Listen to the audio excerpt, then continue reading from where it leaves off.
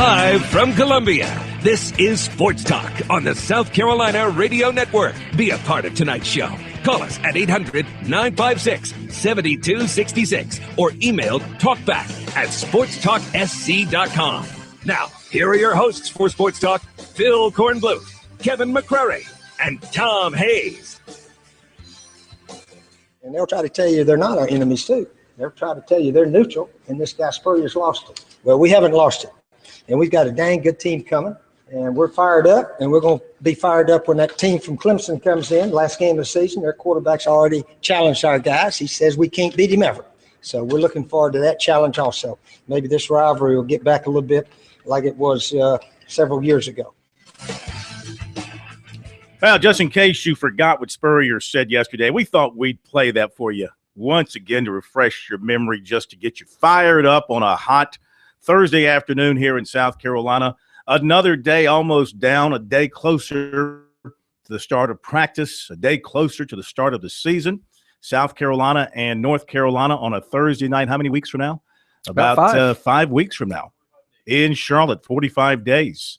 So it'll be here before we know it, and we'll see. We'll see if, as Mark Bradley suggests, this is a program at South Carolina in decline, or as Steve Spurrier insists, this is a program that just had a bad year and has good players and will be a good football team in 2015. We'll take your calls on it. Open Mind Thursday, 800-956-7266. Open your minds and your mouths. Let us hear from you. 800-956-7266. Email talkback at sportstalksc.com, and on Twitter at sportstalksc is the Twitter timeline. Much to talk about tonight. Deshaun Watson on another national watch list, and Clemson has the most players on the preseason All-ACC football team. We'll hear from North Carolina coach Larry Fedora. There has been a verdict and a sentencing in the trial of the century up in Pickens County. We'll give you the details on that. In fact, David Hood will join us. Just to sum it up, they threw the rock at Michael Rogers today. Not really. Been waiting on that all week. Well, if they would have really done something. He got the maximum penalty for what he was convicted of. But I think they put all this value on the rock. Are you saying that the rock is not as valuable as they say it? Are you suggesting that it's inflated? I'm suggesting that the court. We're talking Howard's rock. Okay, Howard's rock. You can't put a price on about the rock something that's sentimental. This guy broke a big chunk of this rock. We're not talking about Newt Rock. He got fined $1,000 and sentenced to 30 days in jail. I don't know how much of that he's going to have to actually serve, if any, maybe all, and community service. That seems pretty light to me. We lock people up for everything now. Well, it was a rock. It wasn't like it was not just creature. Any rock. It was like it was a living, breathing creature. Well, it was a rock. You go steal a diamond. It's just a rock. It's not a living, breathing creature. I agree. It is Howard's rock. That's pretty important stuff. David Hood, who covered the trial for Court Television, TigerNet, and us, just joking about Court TV. He'll join us at the bottom of the hour. Joe Call, new football coach at Summerville. That's hard to say. New football coach at Summerville in our second hour. We'll be back.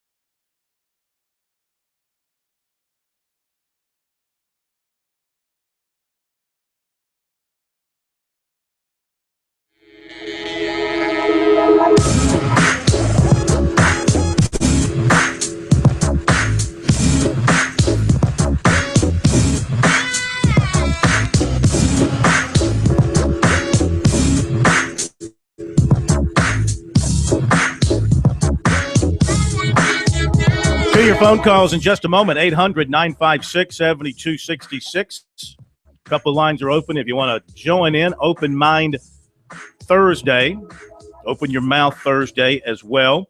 Your thoughts on Spurrier from yesterday. Our poll question right now on our website, sportstalksc.com, is about the impromptu news conference yesterday by Steve Spurrier.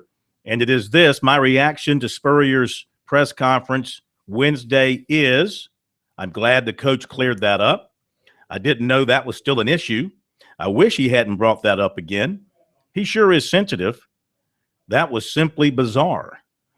And so far, 51% reply, I'm glad the coach cleared that up. 27%, he sure is sensitive. 15%, that was simply bizarre. If you haven't voted, it's on our website, sportstalksc.com. Take the time out to vote. Now, a couple of other things, and we'll get to your calls. We mentioned the trial of the century up at Clemson over in Pickens County Courthouse. Michael Rogers found guilty, malicious damage under $2,000, but not guilty of grand larceny. And so he received a sentence of 30 days in jail, a $1,000 fine, plus community service. David Hood, who covered the trial, he'll join us in just a little bit. Deshaun Watson, Clemson quarterback, one of 30 across the country, named the Manning Award watch list today. Preseason All-ACC team is voted on by the media, and your quarterback is Deshaun Watson, joined in the backfield by James Conner of Pittsburgh and Shadrick Thornton of NC State. Receivers are Artavis Scott of Clemson, Mike Williams of Clemson, and Tyler Boyd of Pitt. The tight end is Bucky Hodges of Virginia Tech. Your offensive line, your tackles, Roderick Johnson of Florida State, Adam Bisnavidi of Pitt, Landon Turner of North Carolina, Eric McLean of Clemson, and Matt Skura of Duke is the center. That's the offense. The defensive side of things, Shaq Lawson of Clemson named to the defensive team, Sheldon Rankins of Louisville, also a defensive end, and Dottie Lomi Nicholas of Virginia Tech, also a defensive end. Adam Gotsis of Georgia Tech, defensive tackle. Luther Matty of Virginia State, Brandon Chubb of Wake Forest, and James Burgess of Louisville. The corners are Jalen Ramsey of Florida State and Kendall Fuller of Virginia Tech, and the safeties are Jeremy Cash of Duke and Quinn Blanding of Virginia. Roberto Aguayo of Florida State's the place kicker. Alex Canal of Wake Forest is the punter, and Ryan Switzer of North Carolina is your kick returner. How many of those did you vote for, K-Mac? I have no idea. A few of them. A lot of them. All Tigers? Yeah, I just put did you vote for all? I just put the Clemson starting. No, the Tigers that made the first team. Did you vote those Tigers onto the first team? Let's see. Did you vote for Eric McLean? I don't know. You had to pick multiple guys, so he might have been on my list. It's hard to vote offensive linemen. It is, and they tell you how many you can pick, and they did it online. But I did vote Watson. I did vote Scott and Williams. I did vote Lawson as well. So I don't remember. I think McLean, I might have slid him in there as a senior, and he was representing there. So sure. All right. To the phones we go, 800-956-7266, down to Summerville. And we welcome Eddie into Sports Talk, listening to us 98.9 FM. Welcome in, Eddie. How are you? I'm good. How are y'all doing? We are doing great. How's everything down in Summerville? Going pretty good until I hear those Spurrier comments again, and I just get confused. I tell you, I'm a big Clemson fan, so I trying to separate my natural not hatred, but my natural despise for Spurrier. But I'm just confused at why he would pick that time. But then I remember, when was ACC Media Days? Was it Tuesday that Clemson got all the preseason accolades? And yeah. Mm-hmm. So but I don't think that had anything to do with it. I don't think he was trying to overshine the ACC people. I think that he is a guy that one thing can set him off. You know, a word, a report, a rumor. So I think back to the Ron Morris situation when the word poached set him off. Well, And what else happened that day? What else happened that day? Oh, that was Steven Garcia Day, wasn't it? And that poach story was old. And no, that was an old story. He picked that day in the middle of the season to make that big thing. So what do you think he was trying to steal the light from? I think that's a good time to make a big thing about Steve Spurrier and Ron Morris and then put out a release. Oh, by the way, we dismissed a quarterback from the team. I don't think that was a coincidence. What about yesterday? To me, I don't know. I think it's the recruiting weekend coming up. I think I want to show everybody. And he's been asked this question over and over. And the bottom line is it started with him. He's the one that started this talk, and the fact that they lost some games last year. They did slip, and Steve Spurrier is not a guy that's going to be coaching in his 70s, winning 7 games a year. Anybody that knows him knows that. That's why he almost quit last year. And if they win 7 games again this year, he'll almost quit or maybe quit again. And everybody knows him and knows that he'll do that. And we also, anybody that knows him and been around him knows that this is the kind of stuff that he does to fire himself up. Mark Bradley is not the enemy. He doesn't. Steve Spurrier needs an enemy to motivate Steve Spurrier. So he makes enemies, real or not, to fire himself up. He's telling Gamecock fans, don't listen to our enemies. Meanwhile, he's responding to them. So you'd heed your own advice. Well, I think you might be right. I also think when he sees in the Columbia newspaper, because he erroneously believes that the newspaper should be an arm of the football program, and it's not. He wants it to be. He wants to be able to control it. Hire the to writers. Some degree, he was able to do that under the previous leadership at the newspaper, but the new leadership over there, I don't think, is of the same ilk and is following along those same lines. And I think he was taken back by the fact that this was in the Columbia paper. Mark Bradley's comments were in the Columbia paper, and the comments began with the word descent. The program is descending, and then he went on to talk about his age and da-da-da-da. And I think you could be right. Maybe it was a cover-up. I think when he read from somebody that a major columnist in this country, a major sports writer in this country, believes that USC's program is descending after a season of 7 wins, only 7 wins, only one season of that after the string of 3 consecutive seasons, I think that set him off and moved him to go forward to say, wait a minute, I've got to respond to what's in these papers, especially what's in our local paper. And you heard him say, I'm talking to the Gamecocks out there. He wanted to direct it to the Gamecock fans to say, don't listen to this stuff. I'm telling you, we're going to be fine. And that was his opinion yesterday. Yeah, but were you surprised that it was, I mean, if it was ESPN or Kornheiser or somebody, a big name that came out and pretty much said, hey, Spurrier's on his last legs or something, then I kind of would have expected it to set it off or set Spurrier off. I think when he sees something in writing in a paper, I think that has more impact on him than something guy on trying a talk show. I'm not old. Television. I still read the newspaper every day. He does. I know. Well, yeah, that's an old school thing to do. He's very much aware of what's being written about locally and regionally. So small. It was such a small, innocuous thing. And the bottom line is, it's a columnist too. He was asked his opinion. It was a pretty tame opinion. It wasn't a cheap shot. It wasn't a hack job. And so I think he's definitely thin-skinned. That's Steve Spurrier, and that's his MO. He's a very successful guy that ironically is known for zingers and going after people. But when people, even real or not, again, take a shot at him, he doesn't handle it so well. I don't think it's a coincidence. The caller's right. He did mention Clemson, who would have had nothing to do with that. Clemson, all of a sudden, he starts talking about them. It was the day after they were picked to win the ACC, the day after Deshaun Watson was picked as the preseason player of the year. People are talking about him for Heisman. I don't think Steve Spurrier is blind to the fact that the upstate school now, that school in the upstate, as he calls it, is the premier football program in the state right now going into this season. Premier.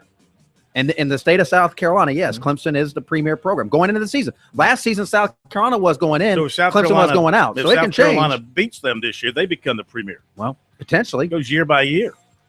All right, you could be onto something there. We'll be right back.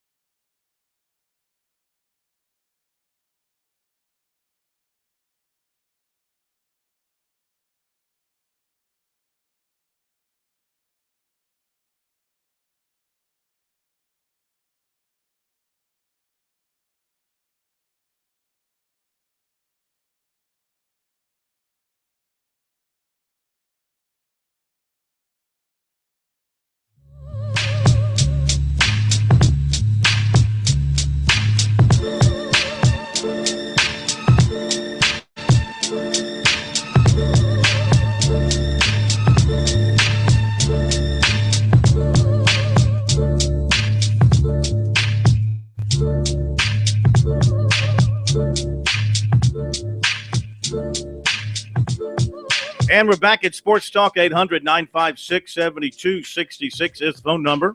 Back to the phone calls we go. And next up is JC right here in Columbia listening to us on The Point. Welcome in, JC. How are you? I'm all right. How about you? Man, we're doing great. Thank you for joining us. Big Carolina fan, disappointed with Spurrier, have been since he come. The reason being what he does. He has no patience, and a lot of good talent don't want to come play for him. We've missed a lot of talent in Carolina, man, because of Steve Spurrier. People brag on him. I hear this one name they feel after him. That's an absolute joke. I've been a Carolina fan all my life. You know, he's a joke. He's an absolute joke. JC, time out. Hold on. Are you cannot be serious. All right, I'm serious as a heart. Now, K-Mac gives me a hard time. Hang on. K-Mac gives me a hard time about being a sucker for not recognizing sarcasm and all this. Proud of you here, Corn. He's arrogant. Are you being sarcastic or are you being genuine? Come on now. Hey, you guys take up on him all the time like he's a saint. He's a joke.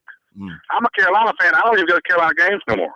Okay. I'm so sick of hearing his mouth. Let me give you a test here to see if you are a Carolina fan. All right. Are you willing to take this test? Are you willing to take this test? It's a die-hard Gamecock fan. I do not believe you're a Gamecock fan, and you've got to take the test. Proud of to you. prove it. Okay. Are you ready? Recite for me the first line of the alma mater. First line of the what? Alma mater. I've never heard of alma mater. The song. He's a Gamecock fan. See, he could play this up all along. He can be like, I didn't go to school there. What are you talking about? I bought the shirt from Walmart. All right, give me the first line of the fight song. What does that got to do with his attitude? I'm trying to determine if you're a Gamecock fan. You're here trashing him, posing as a Gamecock fan. I don't believe you. Oh, wait a minute. Hold time out now. You telling me I'm posing. I've been a Gamecock fan. My sister went to Carolina, dude. I've been a Gamecock fan all my life. If you're a Gamecock fan, recite for me the first line of the fight song. I have no idea about your songs or whatever. I don't keep up with all that, dude. Just because I don't know all that, you're telling me I'm not a Gamecock fan? Really? Really, dude? You're not a Gamecock fan. He's right. You're not. You are not a Gamecock fan. No. Well, evidently you're a diehard Gamecock fool because he's an idiot. He's an idiot. Okay. All right. Yeah. He has attitude. He has anger problems. You know, they heard about his drinking and all. The guy needs help. All right. Thank you very much. Thank you very much. Yeah. See, now, if you were diehard, just come out as a Clemson fan or a Georgia fan, say what you are, and you want to criticize Spurrier, then that carries a lot more merit with me than trying to pretend you're something you're not. As you're a Gamecock fan. He could have. He was close, but if Cornblue picks up on your sarcasm, it's blatant. This is a guy. Listen, he never picks up on it. So I'm proud of you, Corn. I wasn't born last night, JC. Man. All right, wasn't born. How about that, Pope? We have. There's hope for him yet. All right, break is coming up. 800-956-7266. I'm just a trusting person, K-Mac. Okay, I'm a trusting person. Not me. 800-956-7266 is the phone number. We will continue with your calls in a moment. Don't go away.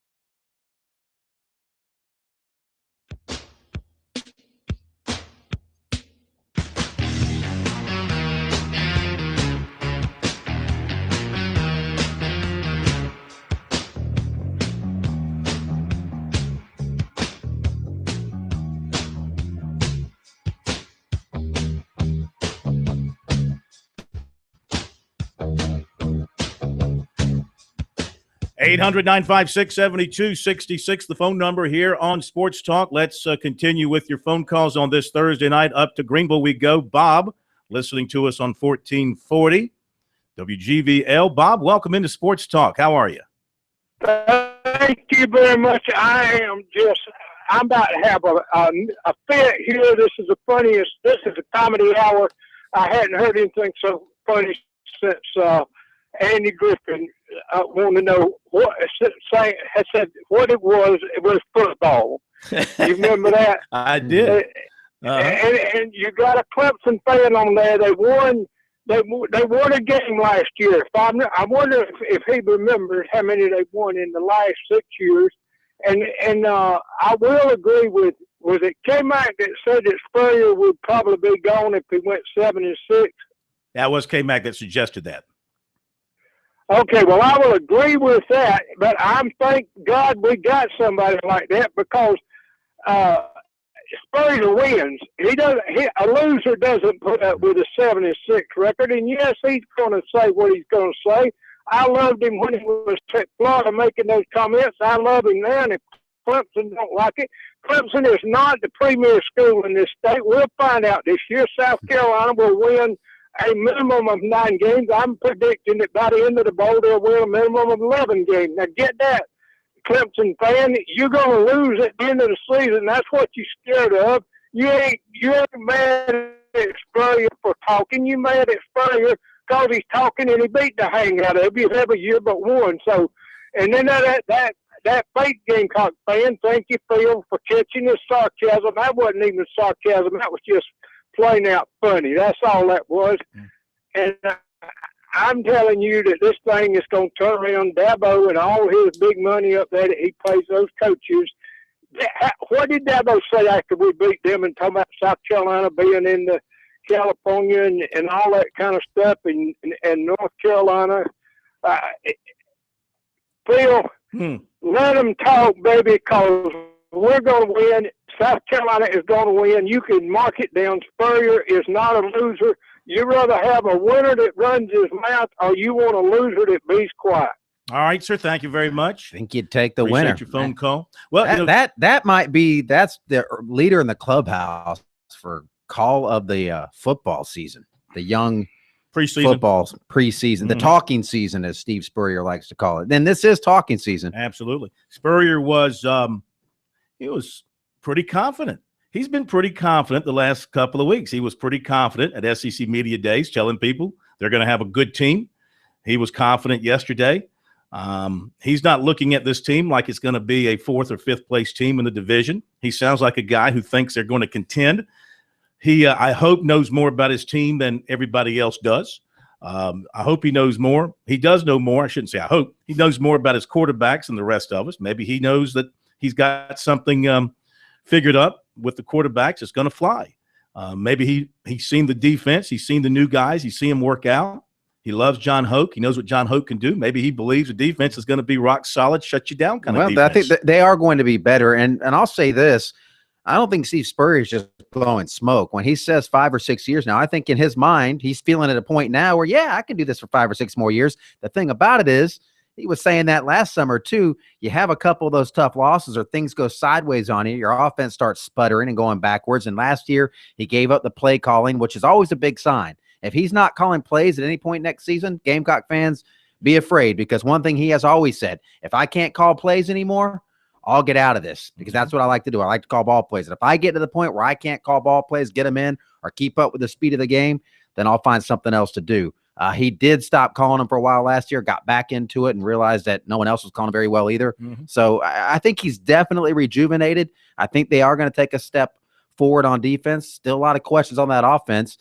And I'm not saying he will retire if they win 7 games. It depends on how they win those 7 games and what they look like going forward. Or how they lose those 5 games in the regular season. I mean, another year of blowing leads in the last 3 minutes might drive him to insanity. Exactly. You covered the Florida game, USC Florida. I watched the second half last night. It was being replayed as one of the top games I hadn't seen it. Almost every game And they played in was on that list. That was a horrible game, though. Until the end. Yeah, well, a lot of their that was games, the just- Missouri game was awful. I mean, that was just not to pick on anybody, but Shaq Rowland was just, even though maybe he shouldn't have been called for that block in the back on that big pickup. Yeah, When he got Wiles was very up on that touchy. play. He did. Yeah. He played, had a tough game. That was it for him. And Dylan Thompson was awful in the second half. I didn't realize, not having seen the game in person nor looking at the video, just how badly they played and how lucky they were to win. Well, they were very. Then people talk about the games they blew. Mm-hmm. Georgia and Florida, 2 games they probably shouldn't have won that they did. It does kind of balance out, but that was a good Florida defense as well. So you give the Gators some credit there. And South Carolina found a way to win that one. And I thought that I was actually had walked back to set my recorder up in the room. I was going back out to watch and watch some punt. Yeah. I was like, okay, they're going to punt this thing. Boom, blocked it. Blocked the punt, blocked the field goal. All right, back to the phones we go. And it is Ronnie time in North Augusta time. Ronnie, good evening and welcome into Sports Talk. Good to have you with us, listening to us, WKSX. Good night. Hey, we're doing great. Bill, I really think a Spurrier doesn't do a whole lot without having some kind of motive behind it. It may not make sense to other people, but I think it does to him when he's doing it. I really think y'all were correct last year. I think he said maybe 2 or 3 yesterday. I think they feel like they lost more recruits than they're willing to admit. But they lost last year because of the way that he bungled this thing about the age and how much longer he was going to coach last year. And with the big recruiting weekend coming up, but as far as him, whether he'll stay around or not, if he has a 7-win season, I really don't know, because I think one of the things that makes the man the great coach he's been, he detests losing. You can tell it eats him up, and I don't want a coach that doesn't hate lose. A couple of those in my lifetime, and they might have hated it, but they wasn't good enough to turn it around. But I don't know how much longer he'll stay around, but I worry about that next year. But I want to ask you something. And I'm probably not going to look at it the way that y'all do, but I don't understand all of this talk. Clemson was a good football team last year, and they beat us. I've had to eat crow about it. Still got about 3 more months of it to go. But I don't understand. They lost a good many good players off of the defense. I know they're going to have a great offensive football team, but they lost to Georgia Tech last year. They lost to Florida State, and the ACC seems to be getting stronger to me. I don't understand how that team is all of a sudden everybody thinks that they're going to be one of the Final 4 teams, and I'm not trying to take anything away from them, but it just doesn't. I don't see it. I don't want to see it. Maybe that's why I don't, but I don't see that they're going to make that big of a leap. It's not like they dominated everybody in the ACC. Well, I got to see their defense, and they lost 9, 10, 11 contributors off that defense. I know that Brent Venables has said they've got talent, but there's a lot of inexperience, especially in that second group, guys that are going to be stepping up into starters roles. They just lost a lot of great players, just like South Carolina did the previous year. Maybe Clemson is better suited to withstand the turnover in personnel than South Carolina was last year. Plus, they're not changing up their defensive scheme, so the guys know what they're doing. Offsetting that will be an offense that should light up a lot of scoreboards. I still think their offensive line has some questions. Left tackle, right tackle, maybe. And you know what? Ryan Norton, the center, very up and down last year. They were not great. They were not great all season long at center. Guillermo's been gone. He's coming back, but how good is he going to be? There's still some questions there on the offensive front. But saying all that, I know that they've got bullets in the gun, starting with number 4 and a deep core of good running backs and really, really good receivers. Yeah. So, hard to overlook all that. They're going to have to get some luck, guys. I don't disagree. The ACC is a lot better top to bottom than it's been in years past. And there's some people out there that might point to 2016 as Clemson's best possible opportunity when you get Watson as a junior and some of these young guys get some experience. And don't forget, a new kicker could be an issue too.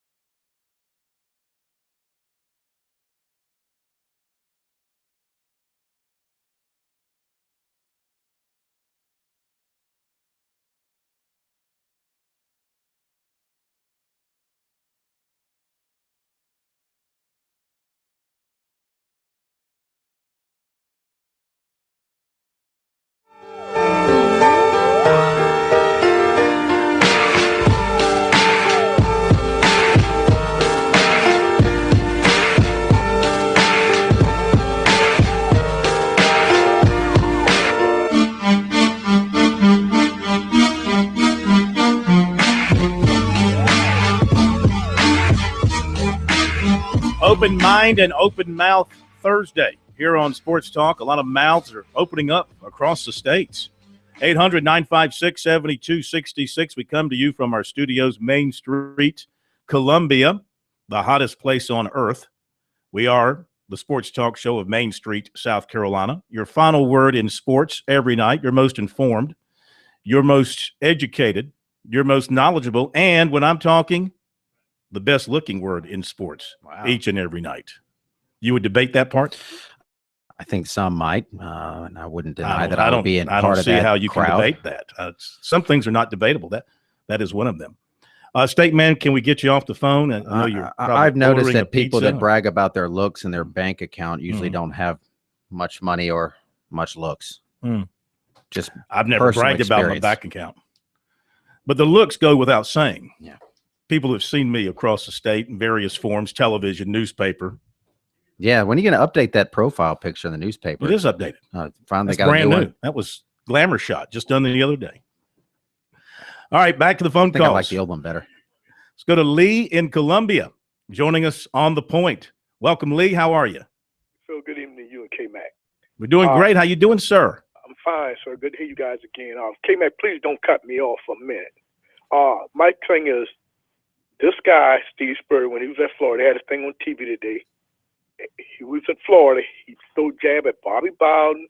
He threw a jab at Vince Dooley. He threw a jab at Phil Foreman. Now he's doing it to Dabo. Now when everybody's jabbing back, he can't take it. You understand what I'm saying? If you can't stand the heat, get out the kitchen. Like he said yesterday, this guy wrote in our newspaper. That paper's the state newspaper.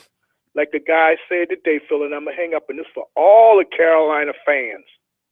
Listening to this great sports talk show all over the nation. You guys got #1 show.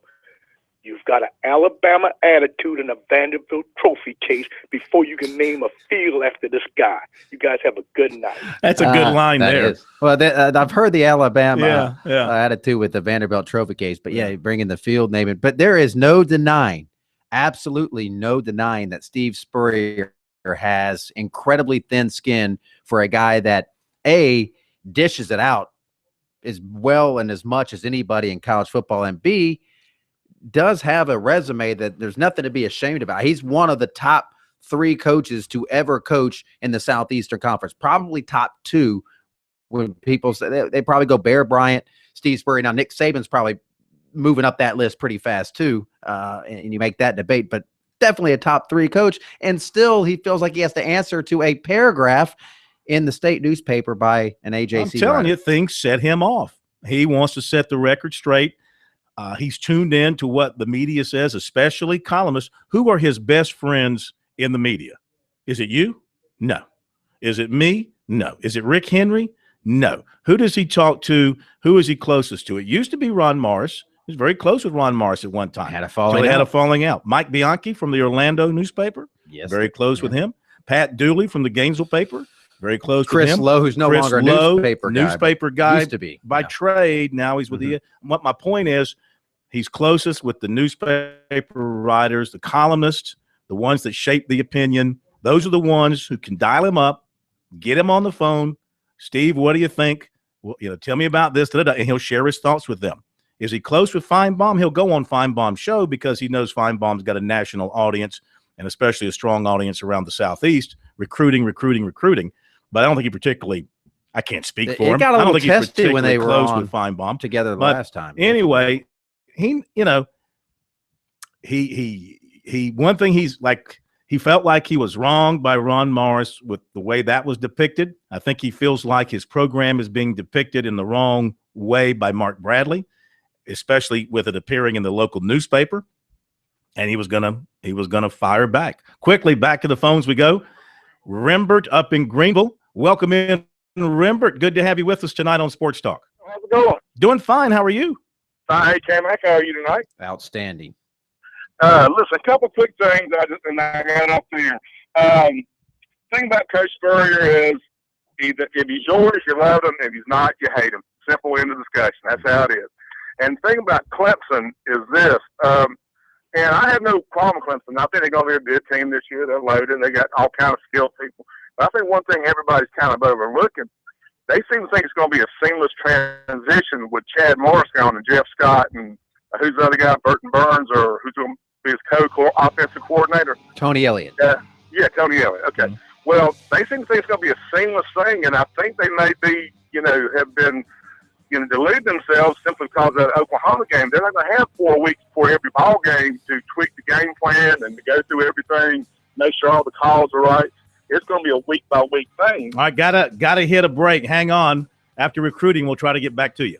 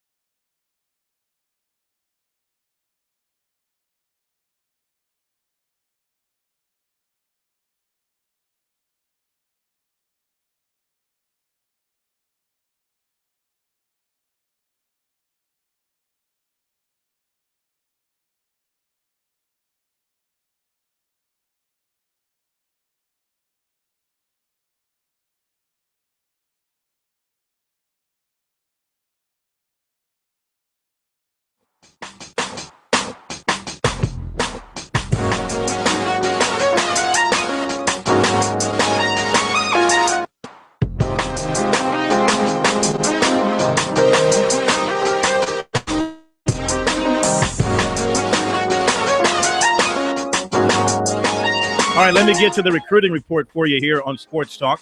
Defensive back Marlon Character of Atlanta right now favoring Auburn after visiting there yesterday. Auburn moving ahead of USC and Virginia Tech. He liked the facilities, campus, dorms. He is going to be at USC tomorrow, so South Carolina will have a chance to perhaps swing him their way. He said he still has South Carolina high up on his radar, and it's a big chance for South Carolina to move ahead of Auburn tomorrow once he gets a chance to look around. First time he will have been at USC for anything other than a game. He said the Auburn lead over the Gamecocks not so big that things could not change for him overnight in Columbia. Defensive end Xavier Kelly of Wichita had planned to wait until the U.S. Army game in January before making a choice. That has changed. He announced last night that he's going to announce his decision tomorrow at 2 o'clock. Been working off a final 8 of Clemson, Georgia, Alabama, Florida State, Michigan, Kansas State, Oregon, and TCU. Visited all the schools over the spring and summer. Clemson and Georgia getting the last visits last weekend. The Clemson recruiting sites all feel confident that Clemson is going to get him. Defensive lineman Niles Pinckney of Well Branch was at Clemson yesterday. He was also there for the Cookout Friday. Told us this afternoon he will be at USC Friday for the Pool Bash. He said he does not have a leader at this point. He does not have any more visits planned, but he said he's considering Georgia and Georgia Tech as well as USC and Clemson. JUCO offensive lineman Ashton Julius, a native of Florence, confirmed today he will be at USC's pool party. Running back Elijah Holyfield of Atlanta is going to release a short list tonight. USC is one of his offers. 2017 offensive lineman Isaiah Wilson of Brooklyn was at Clemson today, along with 2017 defensive end Yetur Matos from Virginia. He is visiting Clemson today, and he's a pretty highly recruited prospect out of the state of Virginia. There you go. There are the recruiting notes for tonight. Don't forget to check out the recruiting all the time online, our website, sportstalksc.com, and on Twitter, use hashtag STRecruiting. Now, Larry Williams, Tiger Illustrated, has a couple of interesting notes.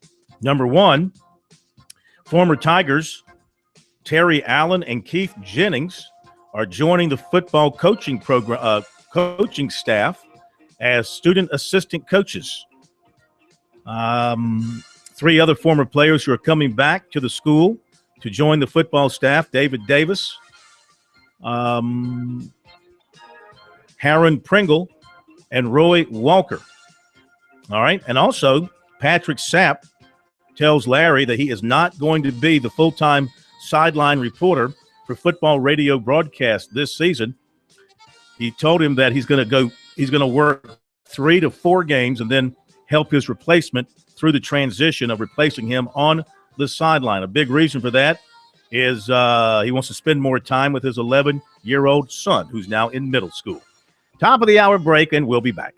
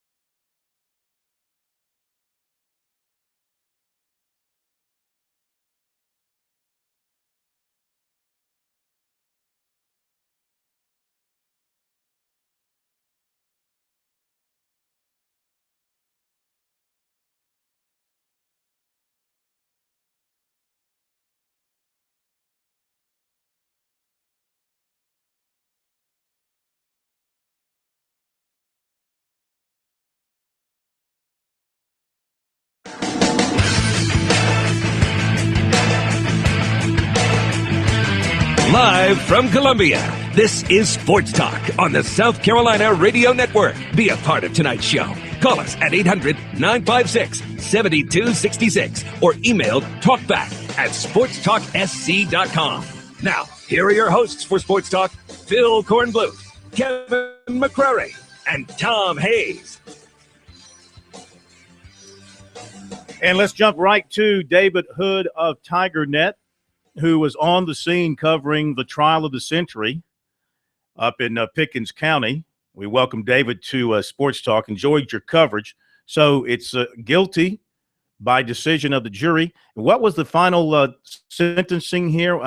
What's he? What at the end of the day? What's he getting from a penalty standpoint? Well, he will have no jail time. They suspended the sentence. It was going to be 30 days, and then they suspended that sentence. He was going to pay a $1,000 fine, which they knocked that down to $750, and his mother paid that on the spot. And he basically is going to have to do community service, and it's going to be community service that's going to be on college football Saturdays over the next in September, October, November. And he basically is convicted of a misdemeanor, not a felony, because they didn't do the grand larceny, just the malicious damage to property under $2,000. And the reaction of people that you talked to afterwards, are people satisfied with the sentence and the verdict in the sentence? Well, I talked to, the solicitor Wilkins, and Cleveland Baker, who actually was the assistant solicitor who did the trial, and they said that they were satisfied with the sentence. In fact, Cleveland Baker told me, his quote was, "It never was about the sentence. It was about, just trying to bring him to justice and, to get somebody to say, hey, yes, he's the one that did the vandalism on the rock, not about the sentence." And then, the kid's lawyer, Frank Epps of Greenville, he said he was very pleased with the sentence. Thought the judge took a lot of things into consideration, and he said just respect the family's privacy from here on out because they've been through a lot. Yeah, I mean, I'm sure he did. I thought more might come down. Let me ask you this, David: is there any idea where that piece of the rock ended up? Nobody ever wanted to say. In fact, that was something that I thought was interesting in the entire trial. Nobody ever asked where the rock was. Nobody asked if they knew where it was. And there could be a few reasons for that. Number one, Michael Rogers never took the stand in his own defense. So nobody was ever to say to him, hey, what did you do with it? His friend that took the stand, the Xavier Wynn, he said, well, I never saw a piece of the rock, and then we never talked about it afterwards. So don't ask me where it is. I have no idea. He could have left it at Clemson. It could have been in his truck, could have thrown it into the lake a day later. So that question was really never posed during the trial. And up at Clemson, as far as the future of the rock on the hill, have they got something set for this coming season to leave it there around the clock, or is it just going to be there periodically for games? Yeah, I haven't really asked. I heard that they have a new $9,000 security system that's in place around the rock. I don't know if it's going to be on the pedestal all season or if they're going to move it in and out on football weekends. We know this time of year is a busy time of year for recruits coming on campus, and I know that they tend to kind of leave it out there for everybody to see. We know there's been a lot of construction going on up there still. So I don't know if they're going to move it, prior to the start of the season and then bring it back once the season starts or not. All right, David, thank you very much. Be right back.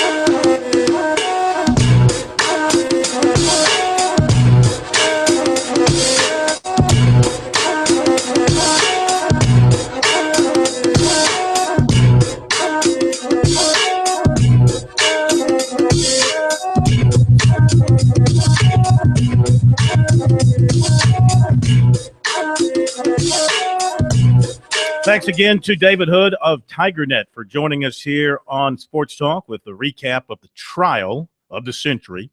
So I'm glad that's over and done with. Took him 2 years to identify the criminal and to bring him to justice. Yeah. Community service for you. His mommy paid. I think what they should do is he should be tied to a tree before every home game at Clemson with his back to the stadium. So all he can do is hear the cheers and hear the PA system. Then when the game is over and after everybody's left and you can't go on the field to talk with the players, then he has to go in by himself and sweep out the stadium. But, we were crunched for time. There were other elements of the story. I think his dad or his uncle, somebody that was also charged with obstructions, a preacher at a church somewhere in North Carolina, where the other piece of the rock is. And had this been, let's say this was a Clemson fan. You remember when it first happened, they thought the natural thing is to think, oh, that was after the Toomer's Corner deal. Oh, this has got to be a Gamecock fan. It was a Clemson fan. But if a South Carolina fan had done the exact same thing and gotten the exact same sentence, don't you think there'd be some people upset? It just seems very light to me to break into a stadium, break in, and not only just break in and start messing around, but to vandalize. Not only vandalize, he had to break the glass, the protective and glass. Break a piece of the rock off. To me, he did more than $750 worth of damage. They said less than $2,000 worth of damage, but you can't replace that piece of the rock. But shouldn't he have to have a little more restitution when his mom pays it on the spot? I don't know. Well, I don't think he should go to jail. I think that you have to go by the law and what he was ultimately charged with. They dropped it down. He wasn't charged with larceny. Now you can question that. They had the bigger one. They didn't get convicted. They went after the big one, but the jury didn't convict him. And there was almost a mistrial. The jury came out and they said they were deadlocked, and the judge sent them back in there. They were deadlocked? They were that up in the air over it? To keep trying, and they came up with a lesser charge. So I think they had the bigger charge out there, but he didn't get convicted on that one. Did they use the OJ? Did they use the OJ jury for this thing? If the rock doesn't fit, you must acquit. All right. 800-956-7266 is our phone number. Email talkback@sportstalksc.com. The website is sportstalksc.com. On Twitter, @sportstalksc. And on Facebook, Sports Talk Radio Network. That's how you can reach us here on the program. Lines have opened up if you want to join us. Open Mind Thursday. A lot of folks been opening their minds and opening their mouths on the program tonight. Good to hear from you. We got time and room for more of your phone calls after we hear from the coach that South Carolina will face first to open the season. We heard from Clemson's opening opponent coach earlier this week. Actually, it was yesterday. And Coach Mike Ayers of Wofford. Now Larry Fedora came back from ACC kickoff. You were in an interview setting, and I think he's a good football man. At one time when Tommy Bowden was looking for an offensive coordinator, I think it was before he hired Rob Spence, Larry Fedora's name came up as a potential offensive coordinator at Clemson. Had he made that hire instead of the mad scientist, Tommy Bowden might still be at Clemson. Who knows? Who knows? But anyway, you had a chance to sit down with him. Year 4 for Fedora. Can you believe that? He's been at Chapel Hill for 4 seasons, and he thinks, even though they were voted 5th, they have a shot to be pretty good this year. We'll find out, but yeah, we're a lot closer to where we want to be. Again, our goal is to compete to win the Coastal Division crown every year, and I think we're in a position where we could possibly do that. Coastal Division, I know the media poll, us hacks hardly ever get it right, but it does seem like it's wide open. Well, I don't know. What they picked us 5th, didn't they, today? So, we'll have to see at the end of the season if they were right or not, So that's probably a pretty good place to pick us if that, based off what we did last year. And, we'll see where we go. Well, last year, Georgia Tech was picked 5th. Turned out okay for them. Yeah, maybe that's a good sign right there. Offensively, you guys had a lot of success at times last year. Offending a good chunk of those guys back. You have to be feeling pretty good about where you are there. Yeah, we've got 10 of the 11 starters back. We starts with our offensive line. All 5 are back. They've got experience, so we feel good about those guys. Our quarterback's back with Marquise Williams. We've got both running backs back, so we feel good about them. And then all of our receivers are back. So the only place we're replacing anybody is at tight end. Quinshad Davis, a guy Yeah. from South Carolina, caught a touchdown in the South Carolina game last year, or the last time you guys played, I should say. And now he's back as one of your big possession guys. Yeah, actually, he's our career touchdown leader at the Yeah, he's a leader. Good for him. Defensively, that was your bugaboo last year. You've brought in Gene Chizik, who is a guy known for his defense, a national champion head coach. Right. What is that? Yeah. And what has this done for your staff, that addition? Yeah, well, first of all, immediately it gave our fans got really excited. Our defensive players got really excited because Gene brings a wealth of knowledge. He brings experience, a pretty dang good resume, as a head coach and as a defensive coordinator. So I think those guys are really excited about what he's doing for our football team. You have some guys back on defense, and some people could say, well, that's good. You have some guys back. Some people might go, well, that defense struggled last year. Was it more just the guys needed to grow up and the new system will rectify a lot of those issues? I think really it was more about guys lost their confidence, and when there was nobody able to step up when things were going wrong or when things were tough to change those things. And so hopefully our leadership will be much better this year. They'll do a better job. Our kids will have more confidence. The pass rush was an issue on the defensive side of the ball last year. Do you feel like I know you brought in some guys that you feel like can get to the quarterback. Is that an issue that's been resolved? Well, we hope so. Time will tell. So we're going to find out. And I think hopefully some of the scheme can help us also. What are the biggest keys you're looking at right now as you head into the season where you say this needs to happen for us to get where we want to go? Yeah, in every phase. I mean, if you think offensively, we got to take care of the football. If we do that alone, we're going to give ourselves a chance to win. All right. Defensively, we got to create turnovers. If we do that, we'll give ourselves a chance to win. And then on special teams, all we got to say with our game-changing play. If we do that, we'll be okay. You guys open in Charlotte against South Carolina. That's always a great matchup. I mean, if it was up to me, South Carolina, North Carolina would play every year to open the season. That's just a neat matchup. I know you guys opened the season a few years ago in Columbia. A little different now. Clowney's not going to be running around out there. Connor Shaw's not going to be running around out there. So Clowney's not there. That's for sure. You're not going to miss Clowney. No, I won't miss him. He's a heck of a football player. But I promise you, they'll be reloaded. They'll have good players over there. There's no doubt about it. But I think it's a great thing for college football. The Battle of the Carolinas, playing at a neutral site, half the stadium in crimson, half the stadium in Carolina blue, should be exciting. Did he say crimson? Half the stadium in crimson. He has some time to figure out that the Gamecocks wear garnet, not crimson. That's no respect. Stadium in crimson. Typical talk. Did you hear that? Bulletin board material. When you score a touchdown, Tar Heel, know your colors. Don't even. Thus you should refer to North Carolina's colors as navy blue and white instead of. They like to call it Carolina blue. I call it. They do have some navy. Who? North Carolina. They don't. That's not the predominant color. They have their specialty. That's not the predominant color. Yeah. South Carolina has zero crimson. There's no crimson in South Carolina's uniform. Exactly. They're blue in some of North Carolina's uniform. There is no navy blue. I can show you a whole jersey that they wear in navy blue. Navy. They have a jersey that's actually their navy blue. Is light color blue. But what colors are those numbers on those? Well, okay. Carolina blue. All right. That's fine. But that's not their predominant color. Would that be navy blue? I get it.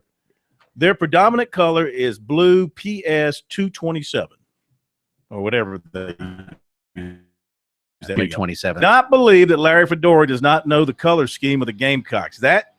No respect. Steve Spurrier, did you hear that? Well, hold on. I just got an email. There's been a press conference called for an hour from now. Steve Spurrier wants to clear the air on some things. Wants to refute Larry Fedora, his lack of knowledge. Our enemies don't know colors. What our uniform color is. Don't listen to our enemies.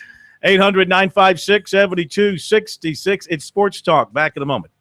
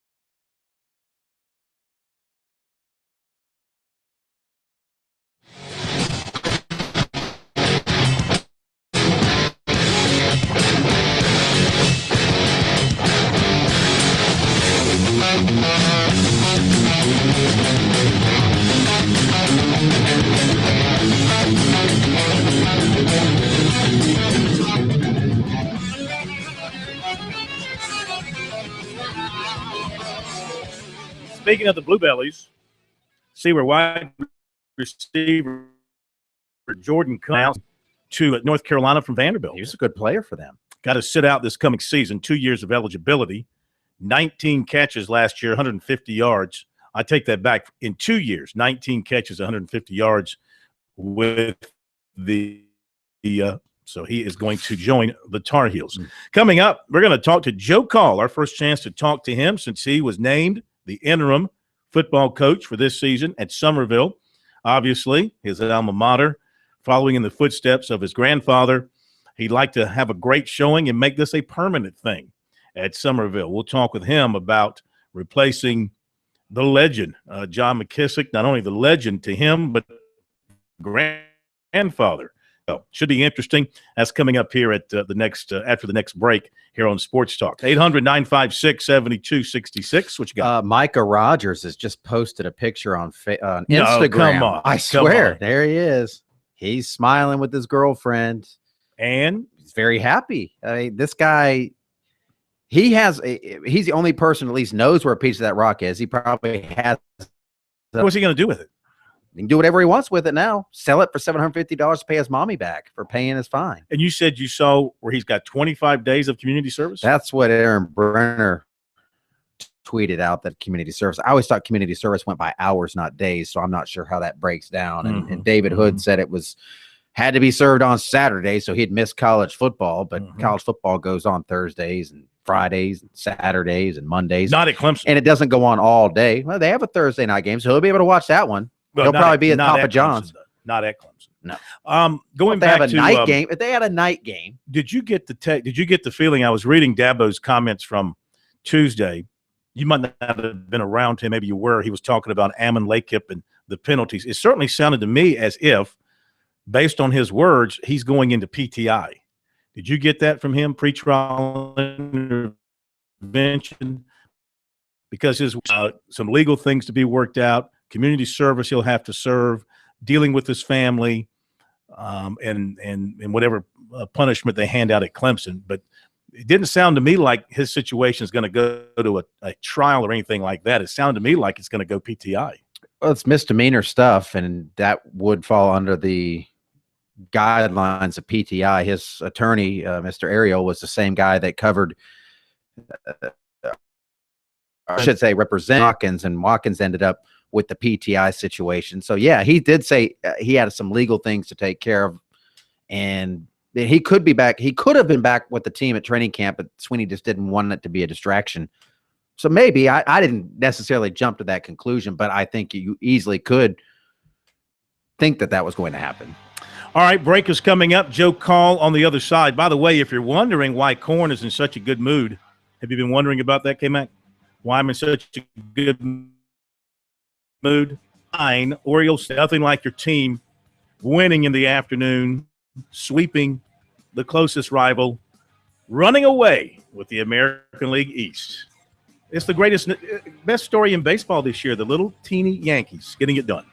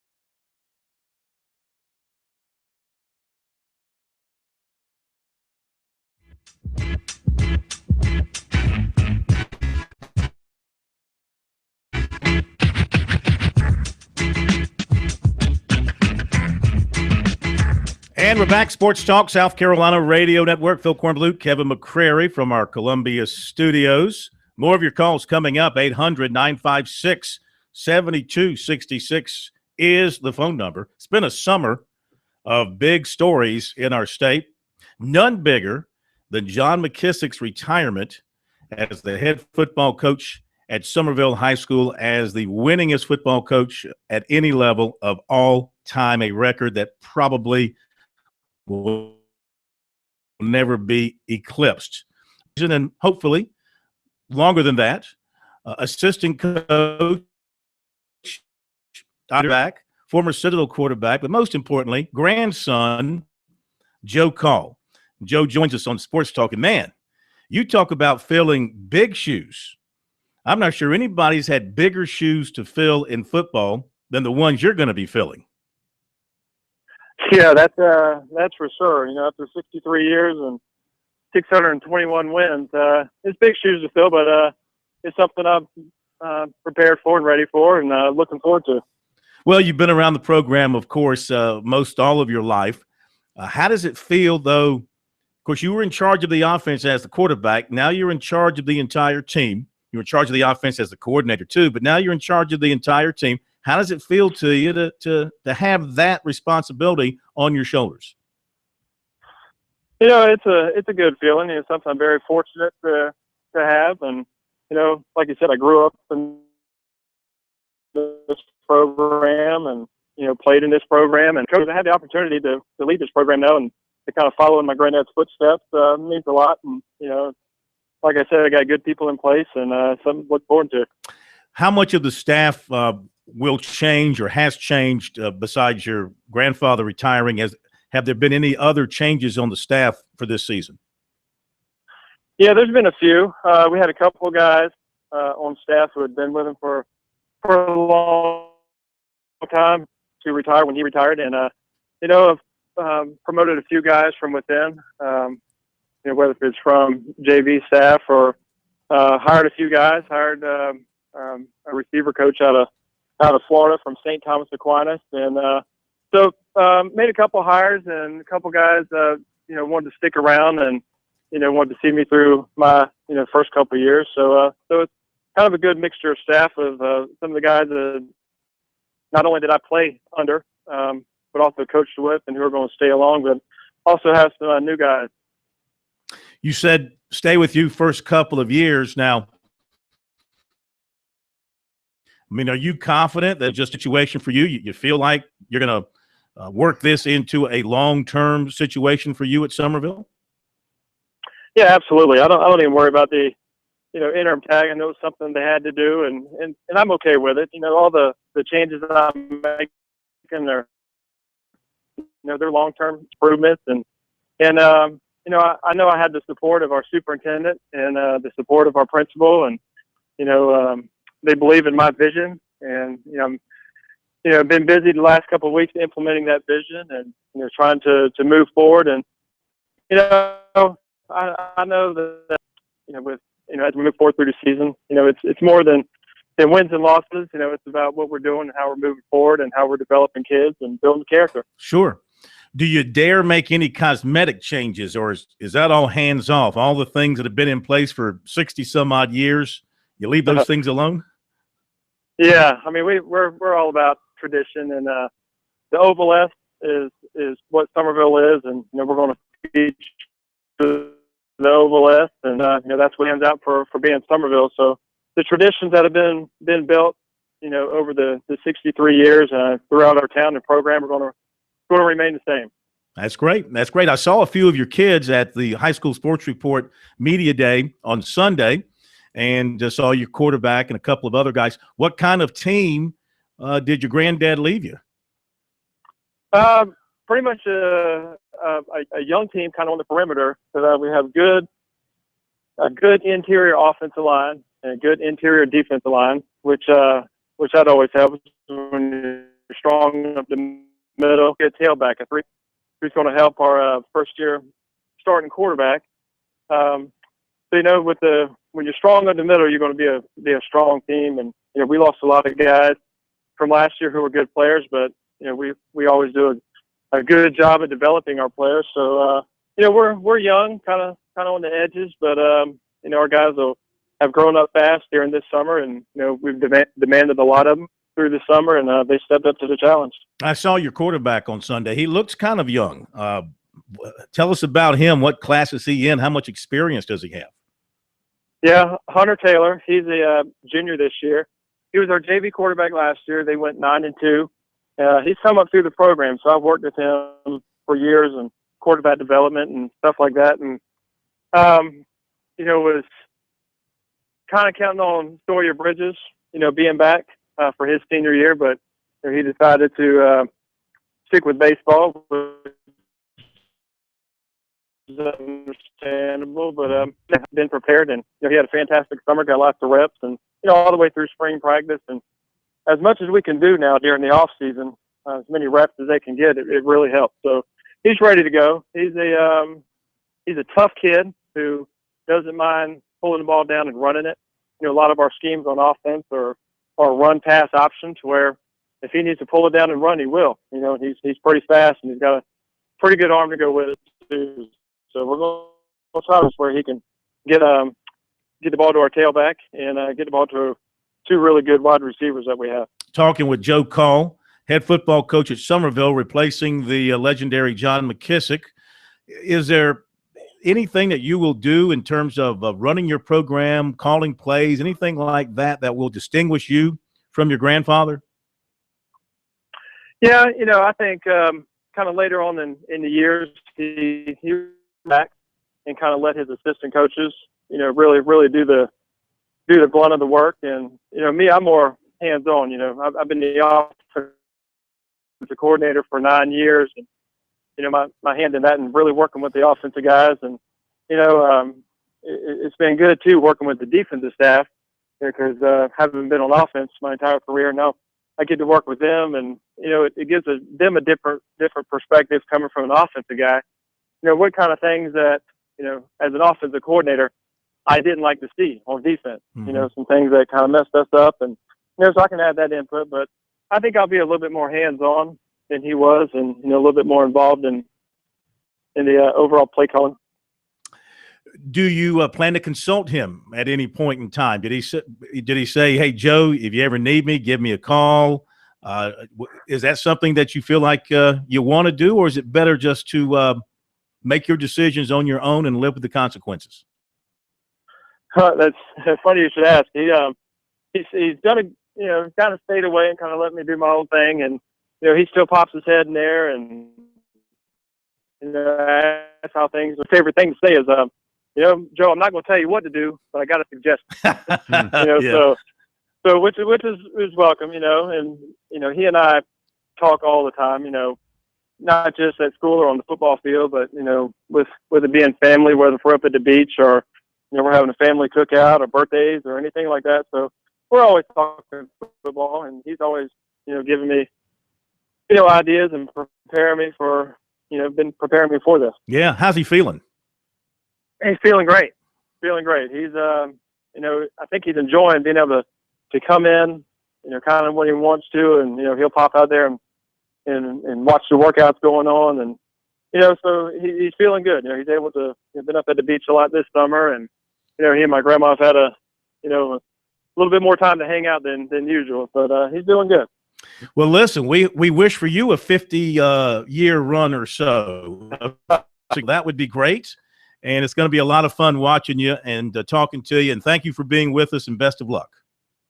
Absolutely. Thank you, Phil. Thank you, Joe Call, the new coach. And, yeah, it's going to be an extended thing for him, that he's not just going to be under – I mean, I guess the title is interim coach, but I think maybe they know it's going to be an extended thing. And, listen, he's been the OC for 9 years. He's learned under the legend. I think he knows what he's doing. He knows what Somerville football is all about. He knows how to develop players and play winning football. So I don't think you're going to see too much of a drop-off in time, but it's about developing those players and getting those young guys older. Back in a moment.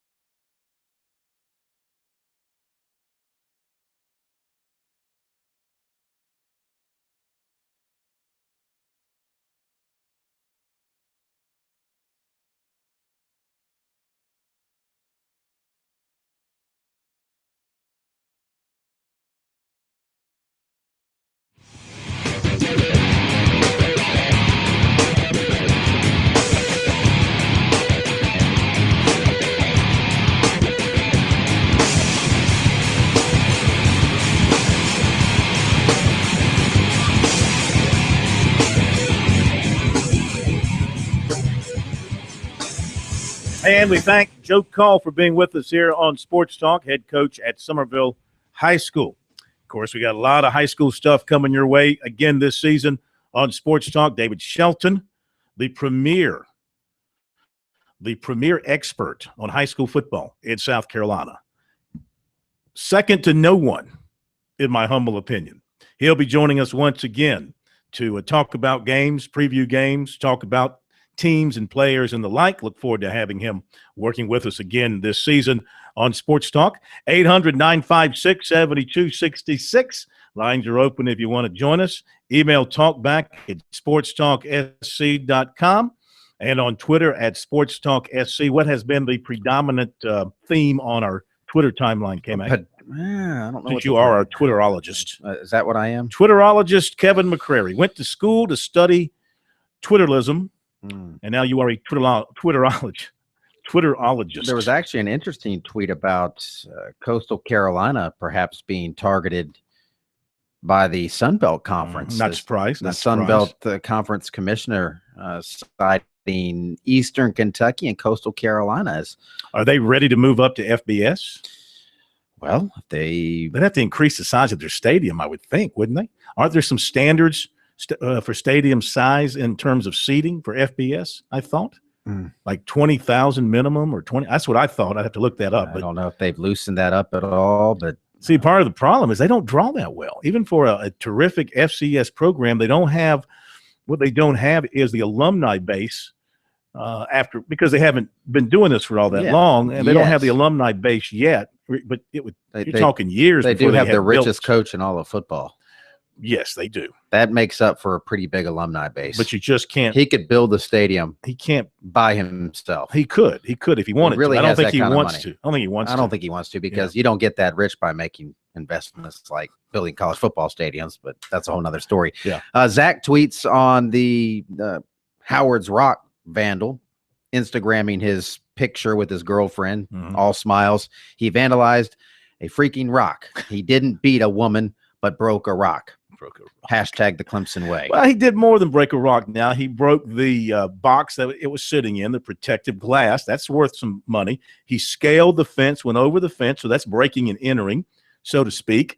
And then apparently, based on the testimony, after breaking the rock and getting back outside, he started dancing in the street and talking about, I got what I came for. Yeah, went and bought a T-shirt at the bookstore the next day about no one get your hands off my rock. I mean, this guy, he's Instagram. To me, the punishment did not fit the crime on the opposite end. I'm pretty liberal when it comes to Judge McCrary. I would have been a lot harsher. What would your sentence have been? What would have been the proper sentence? I don't know that I would have made him actually go to jail, but I would have made him pay more than $750. Maybe some hard labor of breaking rock somewhere. Didn't they used to do that? Do they still do that? You're going to really break some rocks, and I would hopefully Clemson will ban him from their campus forever. There's got to be something else. I want this guy to squirm a little bit. 3 Dingo tweets, good point, K-Mac, on the Clem boy getting off light, and if he'd been a Gamecock fan. First good point for you this year, I think. I was going to say 3 Dingoes agreeing with you. You got to start somewhere. Let's record that and play that back. You got to start somewhere. What else you got? Well, I think that's pretty much it. Somebody just tweeted a meme of Spurrier saying he doesn't care what people think, and they put haters gonna hate. And that is ironic that was Spurrier's song, his theme song in the second half of the season, the Taylor Swift Shake It Off song. But he doesn't really take the advice of that song.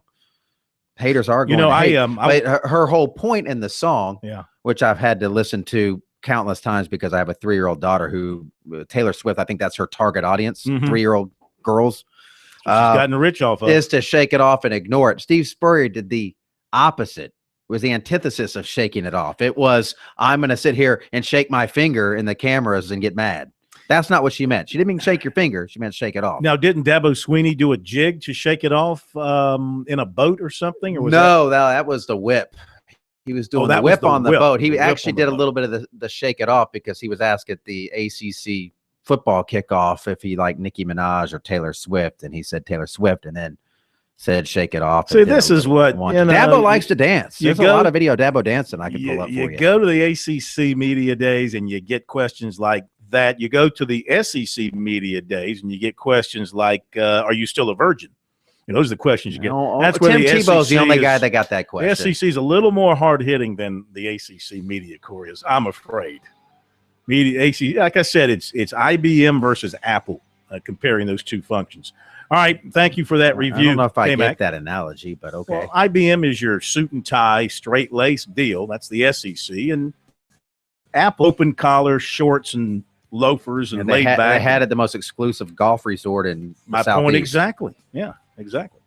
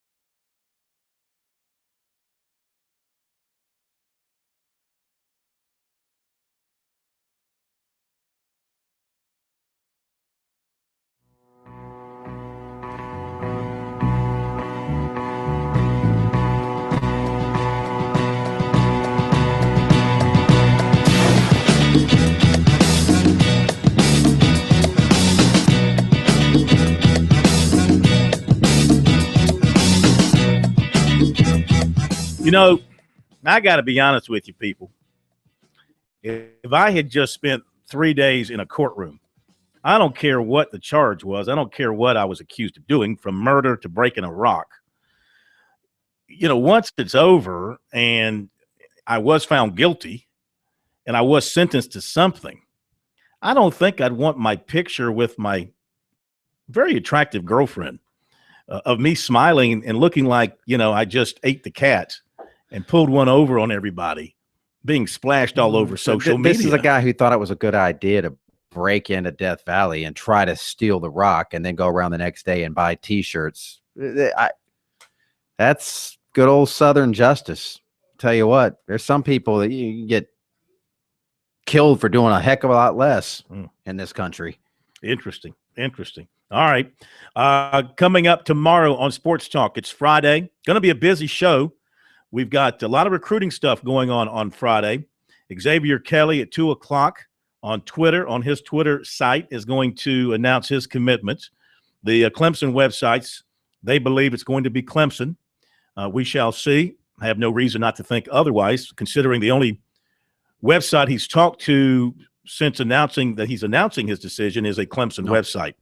That's a pretty good indication when that happens where you're going to be going. So I wouldn't be surprised. Be another big pickup for Clemson. Yeah, some of these kids now, they do all kinds of goofy things. They do. And South Carolina, of course, has got their pool party, the All in the Pool Bash. I named it that. That's not their name, but that's what I named it. Make everybody get in the pool? If you can swim. Right. Hey, listen, it's going to be 120 degrees. You might want to jump in the pool. Don't pee in the pool, though. That no scholarship for you if you pee in the pool. Eesh. That's why it's going to be over at the Strom Thurmond Wellness Center. Nervous about those Public It's swimming going to be at the pools. Strom Thurmond Wellness Center.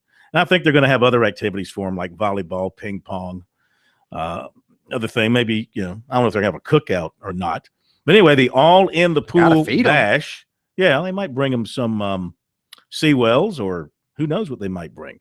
The All in the Pool Bash tomorrow at South Carolina. And that could lead, it's going to wrap up around 7 o'clock.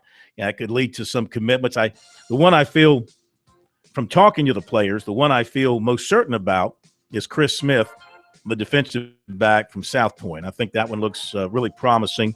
But there could likely be others. Julius coming in for a second time. Caesar? That could lead to him to that's his last name. Julius. Orange? Julius. Yeah, Julius. That could lead to something. Akeem Cooperwood, the junior college offensive lineman, planning to be in. That could lead to something. Kelvin Harmon, though he said no, that could lead to something. He said no to that he's going to commit. That could lead to something. Jordan Smith, defensive end. No means yes. Possibly. Yeah, you never know. You never know. So we will be following that very closely for you tomorrow during the day and on the program tomorrow night. Any final thoughts from you, K-Mac? I think I've shared every thought of my brain tonight.